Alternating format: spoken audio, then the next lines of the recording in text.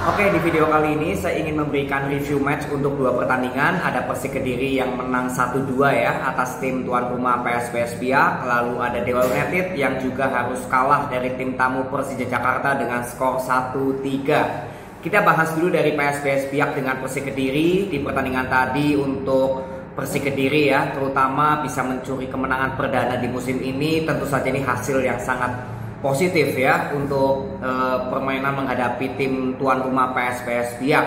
Tapi dari sisi gameplay ini yang saya ingin bahas ya, karena kalau berbicara hasil tentu saja mungkin kalau dari gameplay permainan Persik itu boleh dibilang kita berpikir jangka panjang nih ya, karena kalau jangka panjang kita tentu saja harus berpikir gameplaynya gimana.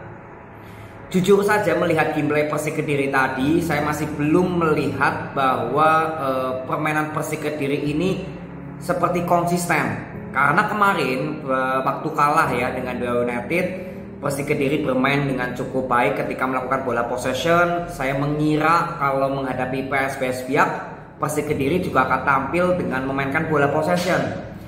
Tapi ternyata dalam pertandingan tadi Persik Kediri bermain seperti belum tahu skemanya mau kemana, gak ada kreativitas dari sektor tengah maupun sayap, lalu masih banyak passing-passing long ball yang gak efektif.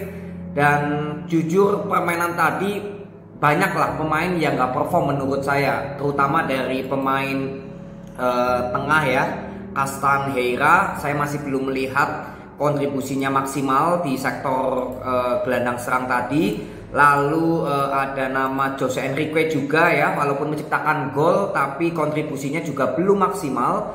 Dan penampilan Yoga ya tadi pemain dari sayap kiri ya, back kirinya Persik Kediri itu bermain sebetulnya cukup bagus untuk melakukan overlap ke depan, juga cukup baik. Tapi mungkin belum terlalu menyatu dengan Ezra. Beda dengan ketika Lukau ya masuk di babak kedua, lalu kembali lagi Mukhtarov ditaruh di sebelah kiri, ya itu mulai terlihat Ezra dan Mukhtarov lebih solid gitulah ketika melakukan pertahanan dan juga penyerangan ya. Tapi dari sektor tengah, sektor kanan hampir nggak terlihat berjalan maksimal. Penampilan dari pemain muda ini ya, Wigi Pratama ya, usianya 21 tahun, sama sekali nggak terlihat tadi dimainkan dari awal. Lalu Nofri juga penampilannya ketika bertahan ya cukup baik, tapi waktu melakukan penyerangan atau ketika di pressing oleh pemain PSBS Biak, ya perform Nofri juga belum maksimal banget. Jadi menurut saya ini kembali lagi ke masalah gameplay. Saya masih belum melihat gameplay yang pasti dari pelatih Persik Kediri. Game ini mau kemana? Karena kemarin lawan Dewa bermain bola possession cukup baik, tapi tadi ketika menghadapi PSBS Biak, justru permainan Persik Kediri gameplaynya nggak tahu mau kemana skemanya. Ya, sedangkan untuk PSBS Biak ini benar-benar menurut saya perlu perhatian khusus ya, karena permainan dari PSBS Biak juga masih di bawah levelnya dari Persik kalau menurut saya tadi. Ya, saya mengatakan kalau gameplay Persik kan belum terlalu terlihat konsisten ya, atau arahnya mau kemana. Nah, PSBS Biak ini masih di bawah dari levelnya Persik. Artinya harus ada keseriusan, atau boleh dibilang sudah menjadi lampu kuning. Walaupun masih 4 pertandingan di awal musim, tapi ini sudah sebagai warning ya, kalau permainan PSBS Biak ini belum terlihat sama sekali justru permainannya seperti mau kemana. Lalu dari sisi kualitas pemain juga ya nggak terlalu perform juga. Nah ini juga sudah warning. Kalau menurut saya PSBS Biak ini sudah warning nih, walaupun baru 4 match. Kalau Persik Kediri dari pemain ya mungkin masih lebih baik, tapi ya penampilan dari pemain tengah belum terlihat perform. Lalu skemanya Kim ini mau kemana? Nah ini kembali lagi kita harus kawal nih bersama-sama untuk Persik Kediri ya. Walaupun dengan hasil kemenangan ini tentu saja ini kan kemenangan perdana, otomatis dari mental para pemain juga mungkin sudah bisa naik gitu ya. Nah ini saya berharap jangan puas dengan hasil kemenangan ini, karena dari gameplay permainan menurut saya masih jauh dari kata sempurna. Ya, Persik Kediri harus tetap melakukan evaluasi dari setiap gameplay, karena kita berbicara untuk jangka panjang, bukan hanya untuk pertandingan tadi saja. Ya, Persik Kediri masih panjang sekali perjalanan ke depan. Jadi saya berharap gameplay Persik Kediri sudah jelas, sudah matang, perform pemain juga langsung ngeplok dengan skema yang diinginkan oleh Coach Kim. Ya ini saya berharap Persik Kediri untuk jangka panjangnya bisa cepat berproses, cepat berevaluasi ya, agar gameplaynya semakin solid dan kompak. Jadi selamat ya untuk Persik Kediri yang memperoleh 3 poin. Ini kemenangan perdana. Tentu saja untuk Persikmania cukup senang dengan hasil ini, tapi dari sisi gameplay kita harus tetap kawal bersama.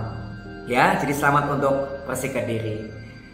Lalu setelah itu ya, Persija Jakarta ini menang 1-3 lawan Dewa United. Di preview kemarin saya mengatakan ini pertandingan big match, tapi yang membedakan adalah Dewa United berapa kali melakukan ball possession itu terlalu over, atau menurut saya terlalu banyak membuang-buang waktu ya, atau mendelay waktu ketika harusnya bisa melakukan penyerangan cepat. Sedangkan Persija Jakarta ya, walaupun sama bermain dengan bola possession ya seperti Dewa United, tapi perbedaannya Persija Jakarta ini lebih cepat untuk melakukan passing. Jadi nggak terlalu banyak memainkan bola possession atau yang menurut saya mendelay permainan untuk melakukan penyerangan. Persija Jakarta hampir semua golnya melakukan serangan cepat. Ya, lalu ada beberapa kali peluang, terutama di babak kedua itu Persija Jakarta harusnya bisa unggul lebih dari 3 gol. Ya, tapi memang penampilan dari defense belakang Dewa United juga beberapa kali cukup rapat ya. Tapi intinya Persija Jakarta lebih banyak menciptakan peluang daripada Dewa United. Inilah yang saya katakan bahwa Persija Jakarta tampil sangat konsisten di pertandingan ini, menghadapi Dewa United sebagai tim tuan rumah. Dengan kemenangan sebelumnya menghadapi Persik, skornya juga cukup telak 3-1 ya. Tapi di pertandingan ini justru Persija yang tampil lebih luar biasa daripada tim tuan rumah. Ini menunjukkan kalau para pemain Persija Jakarta tampil sangat solid, penyerangan juga sangat solid, lalu dari segi bola possession terlihat cukup baik, berapa kali terjadi tiki taka ya di sektor sebelah kiri maupun kanan. Dan tentu saja Persija Jakarta nggak terlalu banyak memainkan variasi di sektor tengah ya, atau mungkin playmaker yang harus di nomor 10, tapi semua peran pemain ini bisa saja kemana-mana gitu loh. Jadi memang kalau boleh dilihat dari babak pertama babak kedua, pemain Persija Jakarta ini seperti all gitu. Walaupun seperti Alano ya di sayap kanan, lalu ada Bruno di kiri, Maxwell di depan, tapi berapa kali mereka ikut berpartisipasi ketika melakukan penyerangan.